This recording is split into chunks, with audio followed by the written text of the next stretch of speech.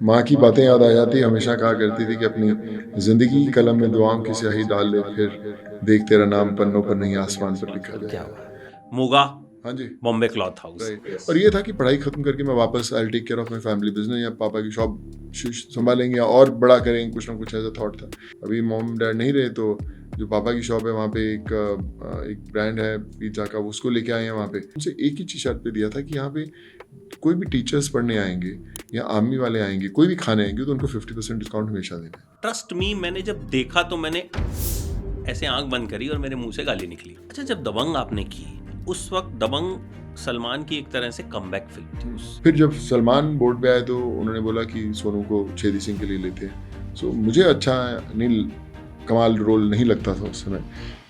तो अगर आप सिर्फ किसी को ज्ञान देने की कोशिश करोगे, आजकल लोग सुनना नहीं चाहते आज के दौर में। मतलब कितना खून बहाया होगा इसमें, कितने लीटर। Right. हनी सिंह को लाने का आइडिया कैसे है? मुझे किसी ने बताया कि यार पंजाबी मुंडा है यार, गाने बढ़िया बनाता है, तो मैं बड़े प्रोड्यूसर्स को वो गाने भेजता था। नहीं भाई, मेरे गाने भेजते, मैं प्रोड्यूसर को बोला यार गाना है बहुत अच्छा लड़का है यार, देख टैलेंट को कोई रोक थोड़ा सकता है। ये तो मैं ना, मेरे पास गाना तो इस लेवल का तो नहीं है मेरे पास अभी रेडी गाना, पर मेरे को बनाना है गाना। मैं गाना ऐसा बनाऊंगा कि जो मज़ा आ जाएगा और इसके साथ जाएगा। Then he crack that word Hitman. जब जैकलीन को लिया, उसको बोला तेरे को मेकअप नहीं करना, तेरे को हेयर नहीं करना, तू ऐसी आएगी। तो जो लोगों ने तेरे को नहीं दिखाया वो मैं दिखाता हूँ।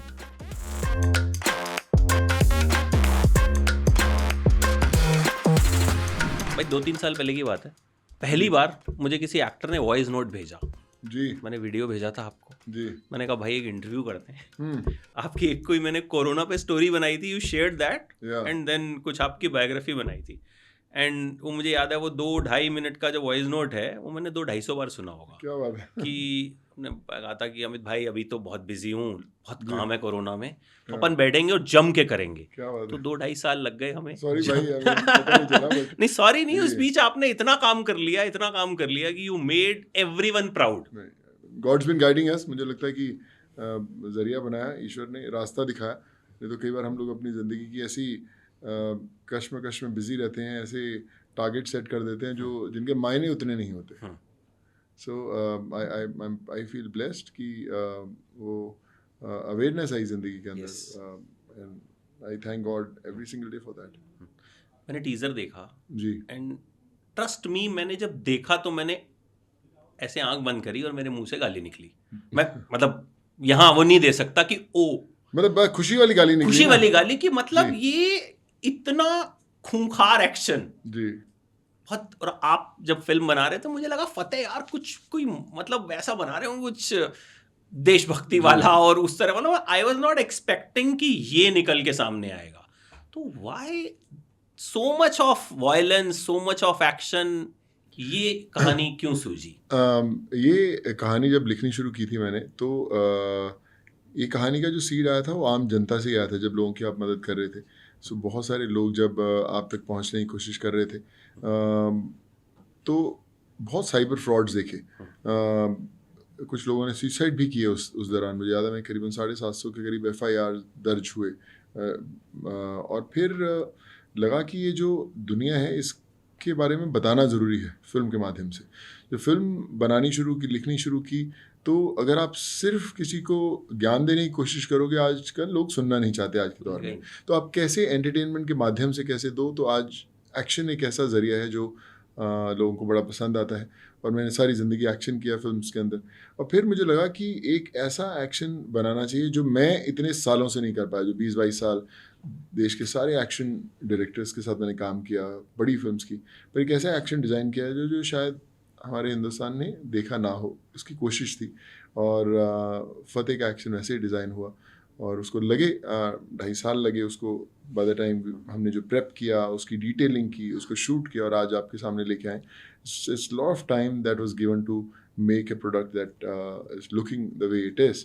तो आज लोगों को जो पसंद आ रहा है, तो उनको पता है, जो लोग जानते हैं कि उसके पीछे कितना काम हुआ डिटेलिंग के ऊपर। और अभी मुझे लगता है जो एक दौर भी चल रहा है कि पीपल दोबारा से फिर से एक एक्शन फिल्म्स को लेके एक लोगों की जो लाइकेबिलिटी है जी। वो बढ़ी है। किल आई थी पीछे, राइट। उसमें नए स्टार्स थे, लेकिन मतलब पीपल वेंट क्रेजी जी कि भाई ये क्या बना दिया। जी मतलब बहुत सिंपल कहानी थी, बट लोगों ने बहुत, हमने खुद देखा तो हमने कहा भाई ये तो देखा ही नहीं हमने कभी। जी तो आई थिंक ये मुझे लगता है उससे भी एक कदम आगे आप पहुंच गए हो। या मतलब कितना खून बहाया होगा इसमें, कितने लीटर।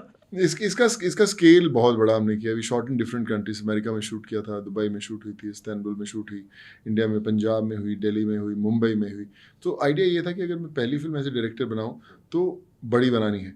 क्रिएटिवली हमेशा कब खींचातानी होती है, जब आप के जहन में एक विजन होता है, फिर आपको प्रोड्यूसर के पीछे भागना पड़ता है कि यार बॉस ऐसा शूट करना है, फिर यहाँ पे राइटर के ऊपर डिपेंड होना होता है कि यार आप कैसे लिखते हैं। पर अगर आप प्रोड्यूसर भी हैं, डायरेक्टर भी हैं, एक्टर भी हैं और राइटर भी हैं, तो फिर इजी होता है हर सबको कोऑर्डिनेट करना। तो सोचा था कि एक विजुअली एक ऐसी चीज़ होनी चाहिए जो ना देखी। जब जब हम मुझे याद है कि हम लोग अमेरिका में शूट कर रहे थे, गोल्डन गेट ब्रिज पे सैन फ्रांसिस्को में, तो वहाँ पे कोई फिल्म शूट नहीं हुई, वहाँ परमिशंस नहीं मिलती। थोड़ा सा जुगाड़ करके परमिशंस ली, शूट किया। और जब एक्शन की बात आई तो मैं सोचता हूँ कि जो नई जनरेशन है, यंगर किड्स हैं, उनको बड़ा अवेयरनेस है, they are very well informed. So मैं अपने बेटे और उसके सब जो दोस्त थे उनको बिठाया, मैंने बोला कि यार आप लोग फतेह क्यों देखोगे। तो सेड कि अगर आप मुझे जानते नहीं तो क्या रीज़न है, आप क्यों जाओगे फतेह देखने के लिए। एंड दे सेड कि यार उसमें एक ऐसा एक्शन होना चाहिए जो कभी इंडिया में देखा ही ना हो। सो उसकी क्या डेफिनेशन है देखा ना हो। तो भाई आज हर एक एक्टर कोई 50 करोड़ लगाने को रेडी है, कोई 100 करोड़ लगाने को रेडी है एक एक्शन सीक्वेंस पे। तो how are we going to make something better than that. तो बोला कि ऐसा एक्शन जिसमें कोई कट ही ना हो। उसमें पूरे एक्शन में अगर आप 70 80 100 लोगों से लड़ रहे हो तो कट नहीं होना चाहिए, उसके अंदर एक ऐसा टेक्निकली शूट होना चाहिए। सो मुझे बड़ा वो कमाल का आइडिया लगा। तो मैंने बोला कि अक्सर जब हम फिल्म्स करते थे तो क्या होता था कि एक डायरेक्टर एक्शन डायरेक्टर को बोलता है कि ये यहाँ पे एक क्लाइमेक्स एक्शन है और यहाँ पे हीरोइन को पकड़ लिया है, गुंडे आएंगे, हीरो आएगा, लड़ाई होएगी, छूट जाएगा, जाएगा। तो ये एक्शन की डेफिनेशन होती है। तो 3 एक्शन सीक्वेंसेस है, एक इंटरवल में है, एक एंड में है, एक बिगनिंग में है, कुछ समथिंग लाइक दैट। पर एक्शन में होगा क्या पता नहीं है, कि बॉक्सेस पे गिरेंगे, कि ड्रम्स पे गिरेंगे, कि छत से गिरेंगे। तो एक बेसिक एक रेगुलर फार्मूला होता है जिसके आसपास हम लोग इर्द गिर्द घूमते रहते हैं, और मैं भी घूमता रहा हूँ इतने 20 22 साल। सो मेरा ये था कि मुझे वो नहीं करना, मुझे एक्शन डिज़ाइन करना है। तो मैं एक्शन डिज़ाइन करना शुरू किया कि अगर सिंगल शॉट है तो कैसे होगा, ये किन किन चीज़ों से लड़ेगा, कैसे आसपास की जो चीज़ें हैं, चाहे वो कप है, चाहे प्लेट्स हैं, चाहे पैन्स हैं, उनको कैसे वेपन बनाएगा। गन ख़त्म हो जाएगी तो मैगज़ीन के साथ कैसे लड़ेगा गन के। तो ये छोटी छोटी चीज़ों के नोट्स बनाए गए, एक प्रॉपर एडिट बनाया गया कि ऐसा शूट करना है। And I spoke to Lee Whitaker, he is someone who did action for Fast and Furious and Jurassic Park. तो उन्होंने बोला यार बहुत एम्बिशियस थॉट है इसको शूट करना, बट वहाँ से फाइटर इतने कैसे लेके आओगे, 60 70 फाइटर्स जो आपको चाहिए सिंगल एक्शन के लिए, और अगर एक ने गलती कर दी तो वापस पूरा होगा। So how you going to do that. तो हमने बोला कि करना तो यही है, कैसे करना है मुझे पता नहीं। जैसे can you get fighters from abroad. फिर हमने मेक्सिको से और साउथ अफ्रीका से फाइटर्स बुलाए, और अलग अलग जगह पे, अलग कंट्रीज में उसका 2.5 महीने प्रेप हुआ था उस सीक्वेंस के लिए। और then we shot in here. जब आप एक्शन देखेंगे, सो आई फील कि मेरी लाइफ का बेस्ट एक्शन सीक्वेंस है जो मैंने देखा है या मैंने किया है। सो आई बिलीव कि बहुत सारी आने वाली फिल्म्स के लिए वो एक रेफरेंस पॉइंट हो, अगर एक्शन हो तो ऐसा हो। सो जितनी भी एक्शन सीक्वेंसेस शूट की हैं फतेह की, हर एक एक्शन सीक्वेंस का एक अलग सुर है, एक अलग फील है, एक अलग लाइटिंग है, एक अलग बैकग्राउंड स्कोर क्रिएट किया गया है। So idea is to make something which I haven't done so far and which I haven't seen so far. मतलब आप बोल रहे हो क्योंकि आप कुछ बोलते हो तो उसकी क्रेडिबिलिटी अब बहुत ज्यादा है। मतलब पिछले 3 4 जी साल में आपने जो कमाया है। फतेह का टीजर में नीचे सबसे ऊपर एक कमेंट है, जी मैंने पढ़ा कि आपने भी पढ़ा होगा कि सोनू सूद ने इस देश को बहुत कुछ दिया है, अब बारी है वापस देने की। अ, अ, देखिए मुझे लगता है कि भाई इमोशंस जो होती हैं ना, जो रिश्ते जुड़ते हैं। हम मुझे याद है कि जब मैं मुंबई दिल्ली से स्ट्रगल शुरू की थी, मुंबई में आए, बड़े बड़े प्रोड्यूसर्स, एक्टर्स, डायरेक्टर्स के साथ काम करने के लिए आपकी एक जर्नी रहती है। और फिर आपको लगता है कि जब आप एक आम इंसान के साथ जुड़ते हो, जिससे आपको कोई रिश्ता नहीं, उससे ऊपर कुछ नहीं होता फीलिंग। मुझे आज तक जब आम लोगों से मिलता हूँ, जो मुझे उन लोगों से मिल के खुशी होती है, उनके चेहरे पे मुस्कान ला के आती है, मुझे बॉक्स ऑफिस नंबर से ज़्यादा बड़ी लगती है। सो जो मैं लोगों के लिए कर पाया, तो आई थिंक वो ऊपर वाले का दिखाया हुआ समय था। और अभी मुझे बड़े लोगों के मैसेजेस ऐसे आते हैं कि सर आपने करीबन 7.5 लाख लोगों को घर भेजा था, अगर वो 7.5 लाख लोगों की पिक्चर देख लें तो बहुत बड़ी ब्लॉकबस्टर हो जाएगी। सो उनको इसलिए नहीं घर भेजा था कि वो मेरी फिल्म देखें, बट अगर लोगों को लगता है कि ये फिल्म अच्छी है और देखें। और मुझे ये भी पता है कि बहुत सारे लोग इमोशन के कारण भी जाएंगे देखें। चलो कि जैसे आपने बोला कि इन्होंने बहुत अच्छा किया, चलो इनके लिए बिकम एन इमोशन, जी, मतलब आपका नाम जब भी आता है तो या वो आई थिंक एक अलग लेवल की रिस्पेक्ट है। मतलब मैं 50 इंटरव्यू करता हूँ, तो वो मतलब वो एक जो रिस्पेक्ट होती है, एक एक्टर की रिस्पेक्ट अलग होती है, लेकिन आपने जो अर्न किया I think that is something else. I think माँ की बातें याद आ जाती है। हमेशा कहा करती थी कि अपनी ज़िंदगी की कलम में दुआओं की स्याही डाल ले, फिर देख तेरा नाम पन्नों पर नहीं आसमान पर लिखा क्या जाएगा। बात। सो आई थिंक वो दुआओं में बड़ा असर होता है, बड़ी एक अलग फीलिंग होती है।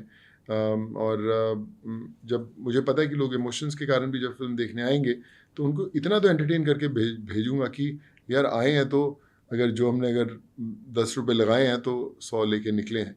और मैंने ये भी एक सोचा, मैंने अभी ज़्यादा उसके बारे में बात नहीं की, लेकिन माँ भाई आपसे शेयर कर रहा हूँ कि हम लोग हमेशा फिल्म्स कराते हैं, हमारी 100 करोड़ की कलेक्शन, 500,000 करोड़ हम लोग कलेक्शंस की बात करते हैं, पर मुझे ये लगता है कि हम लोग कितने वापस दे पाते हैं लोगों को।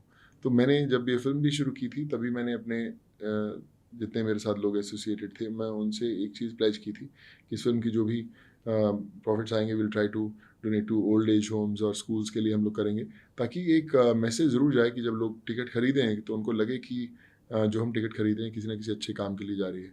सो that's a idea also to make it happen. और साथ में अगर लोगों को मज़ा भी आया एक्शन देखकर, सॉन्ग्स देखकर, म्यूज़िक बड़ा कमाल का मैंने इकट्ठा किया है इसके अंदर। सो आई फील कि मैं जस्टिफाई कर पाऊंगा उनके समय को और उनके इन्वेस्टमेंट को। बिल्कुल, और अगर अच्छी लोगों को लगेगी तो 10 लोगों को बताएंगे भी, क्योंकि जी, आजकल वर्ड ऑफ माउथ सबसे बड़ा बड़ा पीआर चीज़। है, सबसे बड़ी मार्केटिंग वही है। हमने देखा फिल्मों की कितनी मार्केटिंग कर लो, लेकिन अगर फिल्म में दम नहीं है तो तो नहीं नहीं खींच चल पाएंगे। पाती। और अगर दम है, आप बिल्कुल ही मार्केट मत करो, वो अपने आप हम ही लोगों को बताना शुरू कर देते हैं कि मेरे पास दिन में 20 मैसेज आते होंगे, कुछ सजेस्ट कीजिए अच्छा, कुछ सजेस्ट कीजिए अच्छा, तो लोग खुद देखते हैं। पहुंच जाते हैं, बिल्कुल सही है। अच्छा, आपने भी बोला कि जब एक ही काम एक ही बंदा कर रहा है तो सिरदर्दी कम होती है, पर जब इतने सारे काम कर रहे हैं तो सिरदर्दी ज्यादा नहीं हो जाती खुद को डायरेक्ट करना? मुझे पता नहीं, मेरे सब बोलते हैं कि तू खुद ज़्यादा रिस्पॉन्सिबिलिटीज अपने कंधे पे ले लेता है। मुझे याद है कि हम लोग यहाँ पे ही शूट कर रहे थे, इस होटल में हम लोग रुके हुए थे, हमने यहाँ पे भी शूट कर रहे थे दिल्ली में, जब हम लोग कनॉट प्लेस में शूट कर रहे थे, सब जगह। सो मेरे जो एडीज़ की टीम और प्रोडक्शन की कहती थी कि यार देख, सुबह 4:30 बजे सेट पे आया है सोनू, अभी रात के 9:30 बज गए यहाँ पे करते करते, ये पक्का जाके सोएगा, अभी मीटिंग नहीं होगी एटलीस्ट प्रोडक्शन। तो मैं उनको बोला था एक काम करो, जिम में आते हैं तो मैं अपन प्रोडक्शन मीटिंग करेंगे और उसके 1 घंटे बाद डायरेक्शन की मीटिंग रहेगी। सो दे सेड कि अभी भी जाओगे जिम रात को यार? तो मैं क्या यार, जाएंगे, थोड़ा करेंगे ना। सो आई फील कि जब आपको अपने काम में मज़ा आने लगे फिर आप थकते नहीं हो। बिल्कुल। मुझे याद है कि कोविड के दौरान मैं 6-6 दिन 7-7 दिन नहीं सोया भाई, और मुझे 1% भी नींद नहीं आती थी, क्योंकि आप उस एक ऐसी लूप के अंदर बन चुके हो कि आपको नींद आएगी नहीं, थकते नहीं हो आप। तो वैसे ही डायरेक्शन, राइटिंग, और है कि अगर आपको काम में मज़ा आ रहा है तो आप थकोगे नहीं। मैं कभी आज तक अपनी वैनिटी वैन में कभी जाके नहीं बैठता, मैं हमेशा सेट पे रहता हूँ, चाहे मेरी डायरेक्शन हो चाहे ना हो, मैं कोशिश करता हूँ कि लोगों के बीच में बैठा रहूँ, कनेक्ट बना रहे। तो अगर आपका काम आप अच्छा नहीं है, फिल्म में मज़ा नहीं आ रहा, तो आपको बैठे बैठे नींद आती रहेगी, आप सोते रहोगे सुस्त भी, यार मैं क्यों आया हूँ, क्या कर रहा हूँ यहाँ पे। So I feel Fateh was an experience जो मेरी ज़िंदगी का सबसे बेस्ट एक्सपीरियंस है क्रिएटिवली। मैं वो सब कर पाया जो मैं इतने सालों से उन फिल्म्स में कहीं ना कहीं मुझे मिस करता था कि अरे यार ये थोड़ा सा अच्छा कर लेते तो मज़ा आ गया होता, थोड़ा सा एक्शन ऐसा लिख लिया, थोड़ी लाइन्स ऐसे लिख लेते तो मज़ा आया था। मुझे लिखने का बड़ा शौक है, तो मैंने जो भी पिछले कई महीनों से या सालों से लिखा, और वो कहीं ना कहीं इस फिल्म में बैठता था, मैंने उनको डायलॉग के रूप में रखा है। गाना आज जी, आया, मैंने देखा अभी नंबर 7 पे ट्रेंडिंग है, हाँ, और मुझे लगता है जब तक इंटरव्यू आएगा नंबर 1 पे पहुंच जाएगा। अभी नंबर 1 पे आ गया था, अभी जब मैं देख रहा था कल रात को 3 पे था, अभी नंबर 1 पे भी कर रहा था वर्ड पे, मोस्ट तो ट्रेंडिंग सॉन्ग। मतलब धीरे धीरे बढ़ जी, रहा है आगे, 12 जी। मिलियन मैंने देखा कि व्यूज हो गए। तो हनी सिंह को लाने का आइडिया कैसे आया? ये हनी और मेरा रिश्ता आज नहीं 16 साल पहले से है। जब हनी सिंह कैलकाटा अपना चंडीगढ़ में रहते थे, तो मैं उस समय उनकी शुरुआत थी और मुझे किसी ने बताया कि यार पंजाबी मुंडा यार गाने बढ़िया बनाता है, तो हमने थोड़ा सुना उस समय और उन्होंने बड़े गाने मेरे लिए प्ले करके मुझे सुनाए, तो मुझे बड़े अच्छे लगे। मैंने बोला यार बड़ा टैलेंटेड है, तो मैं बड़े प्रोड्यूसर्स को वो गाने भेजता था। हनी भाई मेरे अच्छा। गाने भेजते, मैं प्रोड्यूसर को बोला यार गाना है बहुत अच्छा लड़का है यार देख, तो बोले यार पंजाबी गाना चलेगा नहीं, हिंदी पिक्चर में कैसे चलेगा यार, तो मैं उनको कन्विंस करता रहता था पर माने नहीं। फिर then he became a rage because you know talent को कोई रोक थोड़ा सकता है, तो उन्होंने अपना रास्ता बनाया, फिर वही लोगों ने उनको लेना शुरू किया। तो जब मैं ये फिल्म था तो तब मेरा गाना प्लान नहीं था कि करना है, पिक्चर ख़त्म हो गई थी, एडिट थी, प्रमोशन शुरू होने वाले थे, तो मैं मेरे एक दोस्त है पूरा, मैं उनके साथ बैठा हुआ था, कहता सुनो भाजी इसमें कोई आइटम नंबर टाइप का है कुछ, तो मैं कहा नहीं नहीं यार ये आइटम नंबर वाली पिक्चर नहीं है, थोड़ी सी एक ना प्रॉपर है, इसका एक स्ट्रक्चर है, उसके अंदर फिट नहीं होगा। नहीं नहीं भाई आइटम नंबर चाहिए रहता है ना, ऑडियंस होती है देखती है, अब देखो ये गाना फलानी एक्टर कैसे चला ऐसे चला, मैं क्या हाँ वो है पर इसमें फिट नहीं हो गया ना, मैं ज़बरदस्ती डालूंगा थोड़ा थोड़ा एब्रप्ट लगेगा। नहीं भाई सोचो सोचो, तो मैं चले गया, तो मेरे माइंड में थोड़ा आता रहा, मैं कहा अगर कोई ऐसा नंबर डालना है तो कैसे डालें कि जो पिक्चर के सुर के साथ फिट हो। So then I spoke to Honey, मैं भाई कैसा कुछ चीज़ दिखाता हूँ मैं आपको, तो मैंने उसको ट्रेलर दिखाया और ही वॉज ओ वेल, यार ऐसा तो देखा ही नहीं मैंने, क्या कमाल की चीज़ है यार ये, तो मैं ना मेरे पास गाना तो इस लेवल का तो नहीं है मेरे पास अभी रेडी गाना, पर मेरे को बनाना है गाना, मैं गाना ऐसा बनाऊंगा कि जो मज़ा आ जाएगा और इसके साथ जाएगा। Then he crack that word Hitman, कि यार गाना हिटमैन है, बंदा एक हिटमैन है और अपने सुर में चलता है। So then he made this song, और हमने बोला कि मैं उनको बोला मैं कि गाना शूट भी ऐसा करेंगे कि मज़ा आ जाएगा, पीपल सी कि it's one of the best production values. And then मैं बॉस को लेके आया और we shot the song and now it's doing so well. और शुरू में एक आपका डायलॉग भी आता है बड़ा जी जबरदस्त इसमें, हाँ उसके बाद फिर गाना शुरू होता है, या पेस वहां से उन्होंने सेट कर दी गाने की राइट, कि मतलब वो गाना वो डायलॉग तो मैंने गाने के बाद लिखा था, हम्म, तो मेरे माइंड में वो शॉट जरूर था, जो आपने देखोगे कि वो उल्टा रिफ्लेक्शन में हम्म, शॉट था, वो मेरे माइंड में शॉट था पिक्चर में लेना, पर मैं ले नहीं पाया किसी कारण। तो मैं बोला गाना जो है इसी से शुरू करूंगा मैं, पहले मुझे शॉट लेना है। तो मैं बॉस को भी बोला यार बॉस मेरे को शॉट लेना जरूरी है, चाहिए मुझे, तो डाला। और फिर उसके बाद वो हमने वो शॉट डाला कि एक एक सुर के साथ शुरू करें, एक डायलॉग्स के शुरू करें, तो फिर देन ऑडियंस अपने आप ग्रूव में आ जाती है।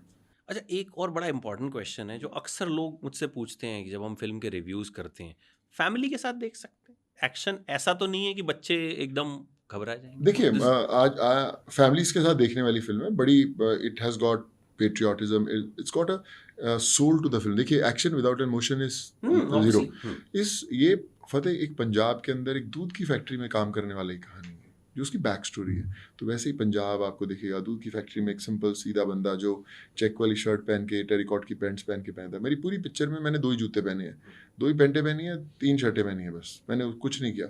जब जैकलीन को लिया, उसको बोला तेरे को मेकअप नहीं करना, तेरे को हेयर नहीं करना, तू ऐसी आएगी। तो जो लोगों ने तेरे को नहीं दिखाया वो मैं दिखाता हूँ। दिल्ली के अंदर सरोजनी नगर मार्केट में जो लड़की शॉपिंग करने निकलती है और वहाँ से जो कुर्ती और बैग खरीद के निकलती है, या पालिका बाजार अपना जनपद से लेके निकलती है, वो लुक चाहिए मुझे। So then we created a look, और जब उसने देखा तो ही शी सेड कि सुनो मैंने 26-27 फिल्में की हैं, बट मैं इसमें इतनी अलग डिफरेंट कैसे अच्छी दिख रही हूँ, कुछ स्पेशल लेंसेज हैं क्या तेरे पास, क्या है? मैं कि नहीं, it's just maybe I visualise कि तेरे को वैसा दिखाना है। एंड जहाँ तक आपने बोला फैमिलीज देखेंगी, बट आजकल क्या है कि सेंसर की एक बड़ी और भी स्ट्रिक्ट हो गए कि भैया अगर छोटा सा ब्लड तुमने थोड़ा ज़्यादा दिखाया तो उसके सर्टिफिकेट्स के UA 6 है, अभी UA 13 हो गया, UA 18 हो गया, ऐसे अलग अलग स्ट्रक्चर्स आ गए। आई होप कि हम लोग वैसा लेके आए जहाँ पे बिल्कुल छोटे बच्चे भी देख पाए, बट ये डेफिनेटली फैमिली की फिल्म है, कोई इसमें गाली गलौज नहीं है, कोई ऐसा नहीं है। ये क्योंकि लोग बहुत ज्यादा क्योंकि फैमिली के साथ जाते हैं लोग, आप हैं, आपकी पिक्चर है, तो जाहिर है लोगों के दिमाग में होगा यार ये साफ लेके साफ जाना सुथरी है, पिक्चर, तो 100%। साफ सुथरी पिक्चर है, तो या यू हैव सेट, तो मतलब जी बात क्लियर। राइट अब पंजाब का आपने जिक्र किया, जी तो क्योंकि अब हमारी मुलाकात 2-2.5 साल बाद हुई है, तो जी 2-4 मेरे क्वेश्चन बिल्कुल जरूर मैं मोगा हाँ जी बॉम्बे क्लॉथ हाउस राइट मैंने जो अपनी कहानी बनाई थी उसमें भी उसका जिक्र किया था, जी तो वहाँ की क्या यादें हैं, कैसे बॉम्बे आप ट्रेन से आए थे? मेरे फादर की शॉप थी बॉम्बे क्लॉथ हाउस, काफ़ी नोन शॉप थी पंजाब के अंदर। And I was only son, मेरी 2 sisters, one Elder one US में थी, छोटी वाली हमसे काफ़ी छोटी थी। तो उस समय पंजाब में थोड़ा माहौल ख़राब था टेररिज्म के कारण, तो ये था कि बच्चों को बाहर पढ़ाने भेजना यहाँ पे सही नहीं है. So I did my engineering from Nagpur. Yes. और ये था कि पढ़ाई खत्म करके मैं वापस I take care of my family business, या पापा की शॉप संभालेंगे या और बड़ा करेंगे, कुछ ना कुछ ऐसा थॉट था. But somehow acting bug bit इन नागपुर और लगा कि एक्टर बनना चाहिए. बट मैं नागपुर में जब पढ़ाई करने गया तो मैं इंतज़ार कर रहा था कि कब मेरी पढ़ाई ख़त्म हो और मैं अपने माँ बाप के पास जाके रहूँ. तो I was not able to handle उनसे to stay away from them. And जब पढ़ाई ख़त्म होने लगी 3rd 4th ईयर में, तो मुझे थोड़ा लगा कि एक्टिंग में ट्राई करते हैं. सो मेरा मन 50-50 था कि यार पेरेंट्स को छोड़ के फिर वापस ज़िंदगी स्ट्रगल शुरू होगी, जो बड़ी मुश्किल से साल काटे हैं, वापस जाने के लिए फिर दोबारा गिनती शुरू हो जाएगी. So I spoke to my mom and dad. He said कि नहीं, तेरे सपने हैं ना, तो पूरे कर क्या, make it happen, we are with you. और उनका जो बात थी, and I came to Bombay to pursue my dreams. Struggle, हर ऑफिस दर ऑफिस, हर रोज़ फ़ोन करना, एंड माँ बाप का तो इंतज़ार ही रहता है कि आज कुछ नई खबर आएगी, गुड न्यूज़ आएगी. एंड कुछ सालों बाद जब मैं अपने पेरेंट्स के साथ बैठा था, मैं क्या यार मेरा ना मन नहीं लगता आपके बिना उधर यार. ठीक है, सब कर रहे हैं, फिल्म्स 3-4 कर ली थी. तो कहते यार सोनू, तू ना तू पंजाब छोड़ चुका है, तो अभी वहाँ का बन गया. तो पंजाब तो तेरा घर है, यहाँ हमेशा रहेगा, पर तू अब खुश उधर ही रहेगा. तो तू उसको और मेहनत करके अभी अचीव योर ड्रीम्स. और फिर करते रहे. पापा की शॉप है, मैं तभी भी जाता रहता था जब मैं बना. अभी मॉम डैड नहीं रहे, तो जो पापा की शॉप है वहाँ पे एक ब्रांड है पिज़्ज़ा का, उसको लेके आए हैं वहाँ पे, पिज़्ज़ा हट. और वहाँ पे मैंने जब वो ब्रांड को भी पिज़्ज़ा हट को दिया था, तो it was a 500th outlet वहाँ पे. तो मैंने उनसे एक ही चीज़ शर्त पे दिया था कि यहाँ पे कोई भी टीचर्स पढ़ने आएंगे या आर्मी वाले आएंगे, कोई भी खाने आएंगे, तो उनको 50% डिस्काउंट हमेशा देना है. तो वो ही एक आउटलेट है देश के अंदर जहाँ पे टीचर्स अगर अपना ID कार्ड दिखाएं या आर्मी वाले दिखाएं, उनको 50% डिस्काउंट मिलता है वहाँ पे. सो वो है. और वहाँ पे पूरा जो हमने इंटीरियर किया था, पापा की शॉप जैसे ही किया, कि ताकि वो मेमोरीज बनी रहे. And whenever I visit muga, I go and visit the shop also. अच्छा, ये भी सही है कि आप जब साउथ गए थे ट्रेन पे पहली पिक्चर के लिए, तो वो प्रोड्यूसर ने कहा था शर्ट उतार के दिखा. या ऑफ कुछ कोर्स. क्या क्या क्या था वो तो किस्सा? मैं तो ट्रेन पकड़ी, चेन्नई विजय भवानी स्टूडियोज में गया. और प्रोड्यूसर बैठे हुए थे वहाँ पे, और उन्होंने बोला कि आप सर बैठिए, हम मिलते हैं आपसे. तो ये केम एंड सेड कि यार अच्छी बॉडी, आप टी-शर्ट उतार के दिखा सकते हो. तो मैंने बोला उतार के दिखा सकते हैं. मैंने उतारा. कहता है गुड बॉडी, आप कर रहे हो हमारी पिक्चर. एंड ही सेड कि शाम को आप ऑफिस आना. तो उन्होंने एक चेक वेक साइनिंग दिया मेरे को 10,000 रुपीज़ का, कि 7-8 मंथ्स की आपकी डेट्स हैं, आपको करना है. So I was very excited कि यार बड़ी जल्दी मिल गई पिक्चर ये तो. एंड एक बहुत बड़े सुपरस्टार थे वहाँ पे, अभी रिसेंटली पास हुए, उनका नाम था विजयकांत. तो उन्होंने मेरी कहीं फोटोग्राफ देखी थी और उन्होंने बोला कि इस लड़के को लेके आओ, इसको इंट्रोड्यूस करते हैं. तो वहाँ से साउथ की जर्नी शुरू हुई. उस पिक्चर में बड़ा नाम हुआ मेरा. एंड फिर तमिल के बाद तेलुगु, कन्नड़ा, ऐसी फिल्में करते रहे. अच्छा, जब दबंग आपने की, उस वक्त दबंग सलमान की एक तरह से कमबैक फिल्म थी. उससे पहले उनकी कुछ फिल्में चली जी, नहीं थी. वांटेड right, आई थी, right, फिर देन दबंग आई थी. right. तो उस वक्त जब कर रहे थे छेदी सिंह का किरदार, हम्म. तब लगा था कि ये इतना बड़ा हिट हो जाएगा. ये उस फिल्म के सारे कैरेक्टर, सारे डायलॉग्स, मतलब जी. एकदम, मतलब वहां से सलमान पिक्ड अप अगेन, और फिर तो मतलब एक सेकंड इनिंग्स उनकी शुरू हुई देखिए, थी. पहले जब दबंग आई थी तो पहले अभिनव ये बोल रहे थे कि चुलबुल पांडे एक करप्ट कॉप का काम है, सोनू तेरे लिए भी रोल लिख रहा हूँ. क्योंकि वो युवा के अंदर असिस्टेंट डायरेक्टर थे जब युवा मणिरत्नम की कर रहे थे. सेट कि मैं जो पिक्चर बनाऊंगा तेरे साथ हीरो बनानी है. तो उस समय वो एक करप्ट कॉप की कहानी लिख रहे थे. फिर जब सलमान बोर्ड पे आए तो उन्होंने बोला कि सोनू को छेदी सिंह के लिए लेते हैं. सो मुझे अच्छा नहीं, कमाल रोल नहीं लगता था उस समय. मना कर दिया था मैंने आपने? मना कर दिया था उसको. तो उन्होंने बड़ी 2-3-4 दफ़ा बार अलग अलग जगह से बोला कि नहीं कर तू. तो मैंने बोला कि मैं थोड़ा इसको रीराइट करता हूँ, मैं अपने ढंग से बनाता हूँ, जो अगर समझ में आपको तो कर लेंगे, नहीं तो कोई बात नहीं. फिर मैंने उसको एक कॉमेडी का स्ट्रीक डाला उसके अंदर, कि एक भैया जी स्माइल वाला कैरेक्टर है, उसके बात करने का तरीका, उसके डायलॉग्स, उसके सीन्स लिखे मैंने. फिर सलमान को जब सुनाए तो उनके चेहरे पे स्माइल आई उनके ऑफिस में जब थे.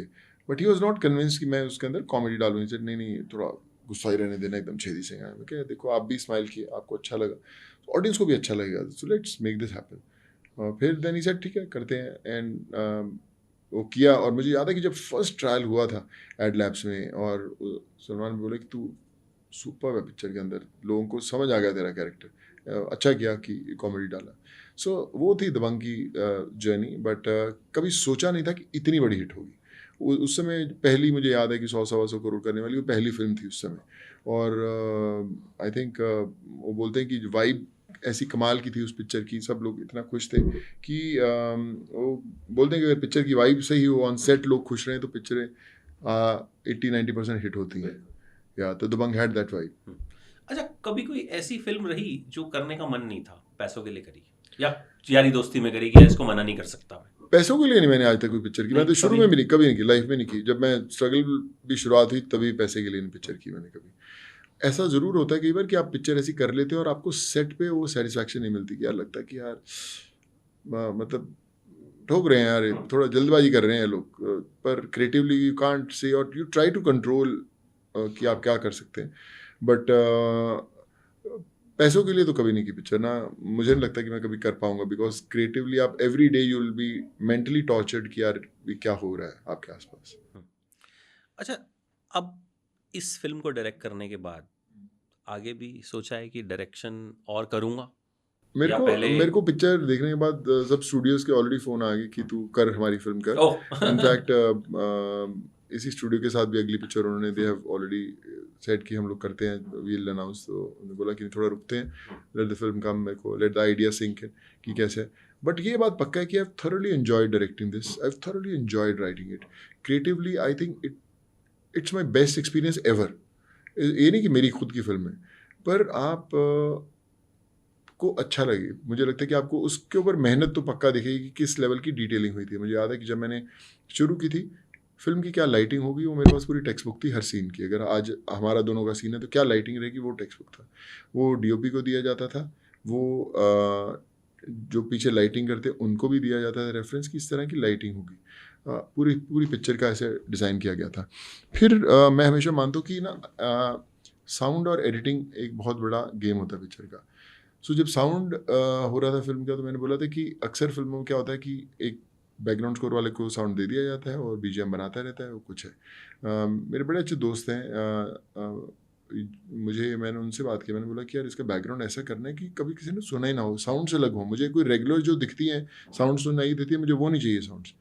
और फिर फॉर्चुनेटली मैंने एक ट्रैक लिया फ्रॉम हांस जिमर। एंड हांस जिमर के सब शुरू से ही फ़ैन रहे हैं, चाहे फ्रॉम डार्क नाइट हो, ग्लैडिएटर हो, टॉप गन हो, ड्यून हो। तो वो उसको मैंने पूरी पिक्चर का बीजीएम का स्कोर बनाया। And I spoke to John, जो हमारा बीजीएम का रिदम है, कि ये पिक्चर की दुनिया है, ये साउंड हिंदुस्तान ऑडियंस सुनती नहीं है, ये इंस्ट्रूमेंट्स लोगों को सुनाई नहीं देते आमजन। तो ये जब होगा बैकग्राउंड और वो विजुअल्स होंगे, so it will take to a different level. और लोअर कॉटलर जो जिसको ग्रैमी मिला, ग्रैमी नॉमिनेटेड है, ड्यून की जो वॉइस है वो अभी फतेह की वॉइस बनी। सो स्लोली डीओपी इटालियन से, एक्शन वाले बाहर के, तो जब सब इकट्ठे आने शुरू हुए, सो आई थिंक फतेह सामने आई है। एंड आई होप कि जितनी मेहनत फिल्म को बनाने में हुई है उतनी लोगों को पसंद भी आए। अच्छा, मुझे आपसे बात करके बड़ी सारी चीज़ें नई भी पता चली कि आपने बीजीएम पे काम किया, लाइटिंग पे काम किया, और एडिटिंग भी मैं एक और बात कहना चाहता हूँ, सॉरी टू कट यू। मेरे माइंड में जब मैं शूट कर रहा था, मेरे माइंड में एक एडिट पैटर्न था कि पिक्चर ऐसी एडिट होगी। टेक्निकल लोगों के लिए जो लोग अपना देख रहे हैं, तो मुझे एक फिल्म बड़ी कमाल लगती थी, जेसन बॉर्न, जो बॉर्न आइडेंटिटी, बॉर्न सीरीज़ की जितनी फिल्में, उसके अंदर एक एडिटिंग खास, ऑस्कर भी मिला था उनको। उसके अंदर एक खास था कि उसको बोलते हैं ASL की एवरेज शॉट लेंथ, कि अगर पूरी पिक्चर के अंदर 4000 शॉट्स में पूरी पिक्चर बनी हुई है और पिक्चर 1.5 घंटे की है, तो उसमें एवरेज शॉट कितना, तो उसमें 4.2 सेकंड्स का एक एवरेज शॉट था अगर आप पूरी पिक्चर को देखो। बड़ी फास्टली एडिटेड थी, बड़ी स्मार्टली एडिटेड, मेरे को वो पिक्चर हमेशा अच्छी लगती थी वो। सो मुझे लगा कि मैं इसको अपनी फिल्म को कुछ अलग ढंग से बनाना है। जब उसका पार्ट 2 बना तो उसका average shot length 2.4 second, quick थी और एंगेजिंग थी। सो मुझे एक तरीके से इसको एडिट करना था। तो मुझे पता था कि मुझे एडिटर मेरे साथ बैठना चाहिए सुबह से शाम। अगर मैं किसी को दे दूंगा एडिट करने के लिए, सीन दिखाएगा, अच्छा है इसको प्लस कर माइनस कर, वो ऐसा होगा नहीं कि। सो एक नया लड़का मैंने पकड़ा, वो प्रोमोज काटता था, मैंने उसको बुलाया, उसका नाम था यश। मैं कहा यश, ऐसा है कि तू इस पिक्चर का एडिटर बन सकता है, तेरी पहली फिल्म है, तूने ज़िंदगी में कभी फिल्म कभी की नहीं है, तो टाइम देना पड़ेगा। कहता सर मैं पूरी जान लगा दूंगा इससे। मैं क्या, आ जा फिर कल सुबह से लेके रात तक हम लोग बैठ के एडिट करते थे एक एक सीन। और उसके जब आप एडिट और साउंड डिज़ाइन और साउंड ट्रांजिशंस और सीन ट्रांजिशन देखोगे, आपको लगेगा कि उसमें कुछ खास है। जो टेक्निकल लोग हैं वो उसको समझेंगे कि ये कैसे बने हुए हैं, कुछ ऐसे सीन्स डिज़ाइन किए हुए हैं। सो आइडिया वाज कि यंगस्टर्स, नए बहुत सारे लोग हैं, we just need to trust them, give them a break and try to create some new magic. मैं वही बात कह रहा था कि इतनी टेक्निकल चीज़ें जी मुझे लगता नहीं है कि कभी किसी एक्टर के साथ बैठ जी। के बात की होगी या किसी जी। ने मुझे बताई भी होंगी कि ऐसा Right. होता है।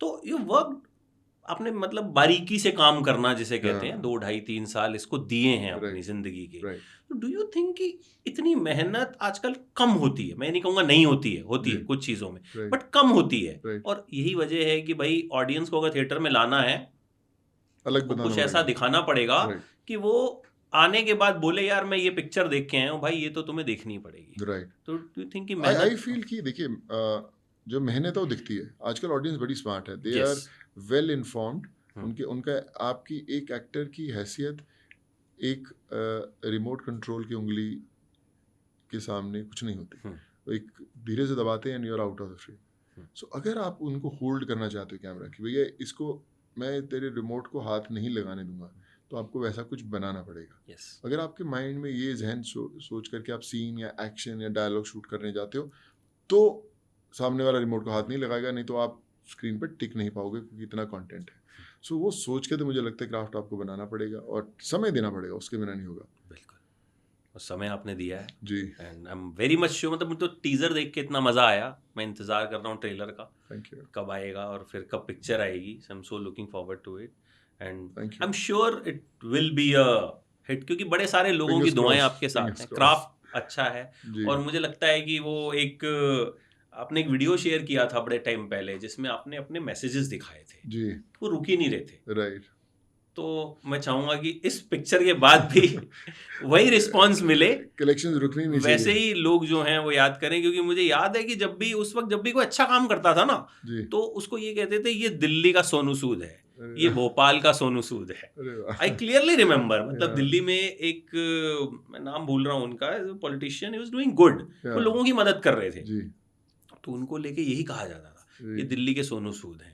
तो ये सेट एन एग्जाम्पल। Thank और you, मतलब thank you so much. आपसे बात करना इट्स एन ऑनर। नहीं इट्स तो अ मतलब प्लेजर मेरे लिए तो भाई। you are an emotion. No मेरे लिए भी आप इमोशन ही हो भाई, तो एकदम मजा आप आता जब है भी आपसे। मिलते हो मतलब बिल्कुल जी। एकदम एक अपनापन लगता है। थैंक यू और सो मच। मेरा नाम निकनेम मोनू है Yeah, और मेरे yeah. रियल भाई का नाम सोनू है। तो that is also a connection Yeah. And Sonu भाई wish you all the very best. Thank I am you, sure thank ये फिल्म जो है एक नया बेंचमार्क सेट करेगी। Yeah. आपने कहा ना Thank you. कलेक्शंस तो एक अलग चीज होती है, बट यू नो कंटेंट के मामले में जी। We need to up our game. और मुझे लगता है ये फिल्म वो काम जरूर करेगी। Thank you so much. And thank you so much. Thank you so much. All the very best. और आप जो करें उसमें छा जाएं, चाहे डायरेक्शन you. करें या फिल्म करें या whatever you do. Thank you so much. Thank you so much भाई, थैंक यू।